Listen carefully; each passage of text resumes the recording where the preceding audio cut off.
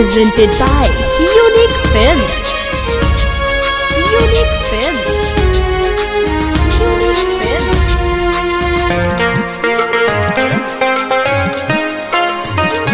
Music by Shams Jamil.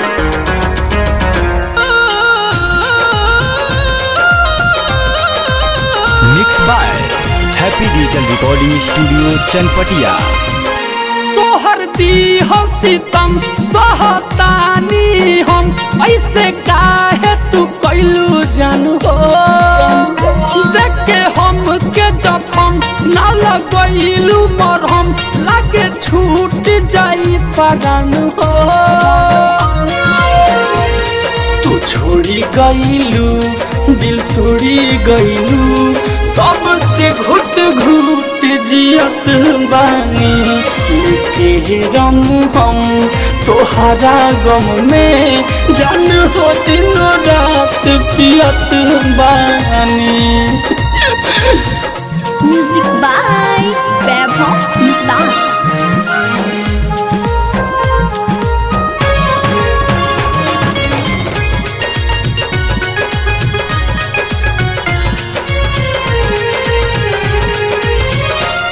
तू दरिया दिल बारू हो अगर हम जान जाती हो भले रहती अकेले हम ई दिल तो हसे न लगती हो अरे काहे कइलू ऐसा तू दरिया दिल बारू हो अगर हम जान जाती हो भले रहती अकेले हम ई दिल तो हसे न लगती हो तू दिहलू दगा लेके सुई धागा फाटल करे जावा के सियत बानी लेके रम हम तोहरा गम में जान हो दिन रात पियत बानी।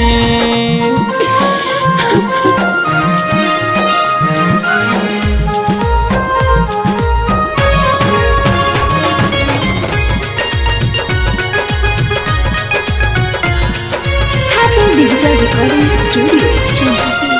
कटोरी प्यार केहू दिल से ये दिल में टूट जाई हो जेके जान से ज्यादा चाही उहे जे रूठ जाई हो ए बेवफा कटोरी प्यार केहू दिल से जे दिल में टूट जाई हो जेके जान से ज्यादा चाही उहे जे रूठ जाई हो कहे उज्जवल विवेक हो जान बिना बेजान रहत बानी लेके रम हम तोहरा गम में जान हो दिन रात पियत बानी।